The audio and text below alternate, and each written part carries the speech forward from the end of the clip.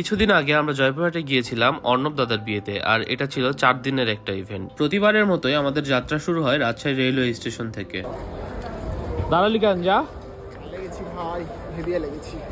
জয়পুরহাটের ইভেন্টগুলোতে সবসময় সকালের ট্রেনে যাওয়া হয়, সেজন্য আমরা এবার ঠিক করি বিকেলের ট্রেনে যাব। আর ট্রেন থেকে বিকেলের ভিউটা অসাধারণ। কিছুক্ষণের মধ্যে আমরা চলে আসি আব্দুলপুরে, যেখানে ট্রেনের ইঞ্জিন চেঞ্জ করে।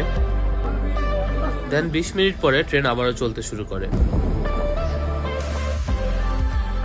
বিকেলের সুন্দর প্রকৃতি উপভোগ করতে করতে আমরা চলে আসি জয়পুরহাটে। আমরা যেহেতু একদিন আগে এলাম, আমাদের ইভেন্ট শুরু হচ্ছে কাল থেকে। আমাদের এবারের ইভেন্টটা ছিল কথাচিত্র টিমের সাথে, আর কথাচিত্র টিমের কয়েকজন এখানে ছিল। ডে 1 শুরু হয় কালার ফেস্টের মধ্যে দিয়ে, আর এই লোকেশনটা জয়পুরহাটের হেলিপ্যাড মাঠ বা সিমেন্ট ফ্যাক্টরি নামে পরিচিত। আজকের শুটে আমাকে অ্যাসিস্ট করার জন্য ছিল আদনান, ও অনেক সুন্দর সুন্দর শট নিচ্ছিল।